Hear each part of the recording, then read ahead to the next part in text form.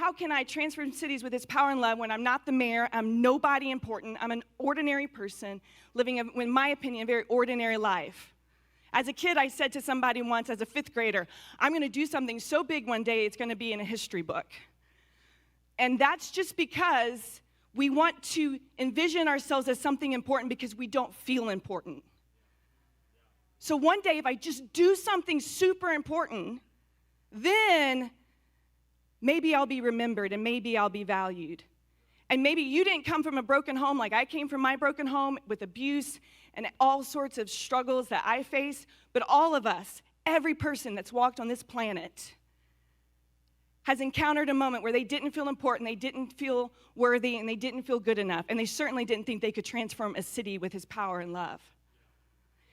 And yet, as I wrestled with that, in this passage, I believe in these verses is encoded a message of Jesus of world domination. And I'll get to world domination in a moment. I know you're like, well, that's a big jump. She went from she can't handle coffee to world domination. By faith, y'all. I got lots of faith today. Let's go. Let's do this. But I believe in this passage is actually a message that speaks to you, to me, to our individual harvest, and to the plan of Jesus in transforming the world around us. It says, no longer do I call you slaves, for the slave does not know what his master is doing, but I've called you friends. For all things I have heard from you, from my Father, I have made known to you. You did not choose me, but I chose you and appointed you that you would go and bear fruit, and that your fruit would remain, so that whatever you ask of the Father in my name, he may give to you. Now, like I said, I'm going to get to world domination in a minute, but the thing we need to camp out first, because the reality is it's easier to contemplate a cool thing, again, what do you want to be when you grow up, what are you going to do, than who you are.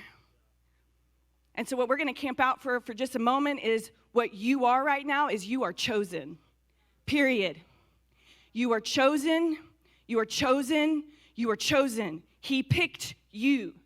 He picked you.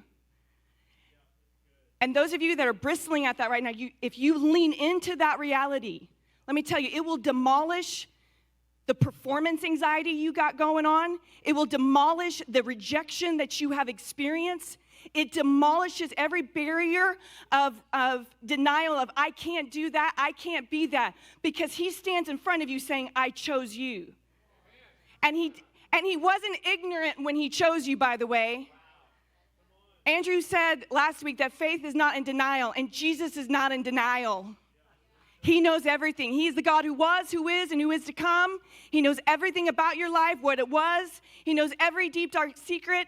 He knows about this. He knows about that. And he looks at us and he says, I want her. I choose her. That place in your life where you just disqualified yourself, he is shaking his head. I choose you. I choose you. If you're in my youth group, you've heard me say it a million times, and he's not going to change his mind, ever. He is not a God like that. He's not flippant with his love. He's not careless in his choices. He set his sights on you. He picked you out. It's a big deal. You are chosen.